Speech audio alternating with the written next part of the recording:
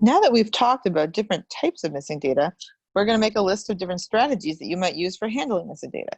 These strategies are not all created equal, but I want you to be aware of what they are and their pros and cons. How to handle missing data.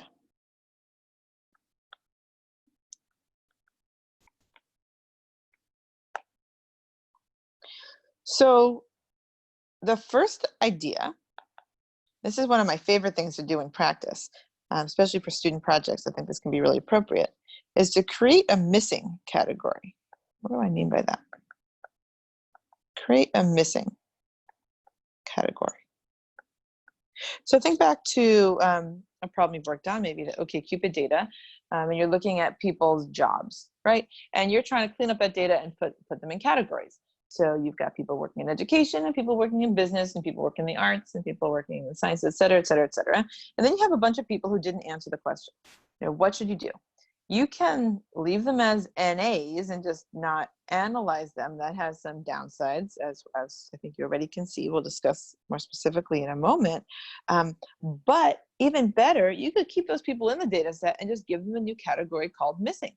So now that variable has categories: education, business, arts, sciences, missing. And you won't have to throw those people out of the data set. You'll be able to incorporate them in anything you do going forward. It's just this variable has a new category in it. So some benefits here are that this is assumption free,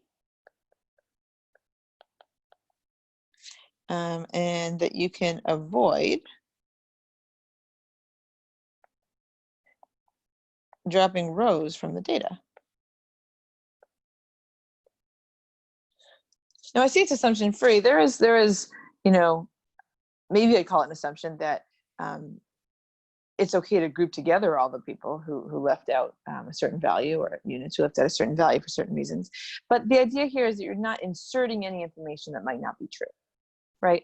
Like if you say these people have missing job information, that is factually true, right? It's as if there was a box they checked called, I'm not going to answer this question, because that's essentially what they did by not answering it. Think of other categorical variables. Think about race, right? Somebody leaves race blank. Okay, great. So now you've got all the races that we usually see in a checklist of races, plus just add another box for did not fill it out. And you can analyze that as if it's another race. Just add a categorical variable.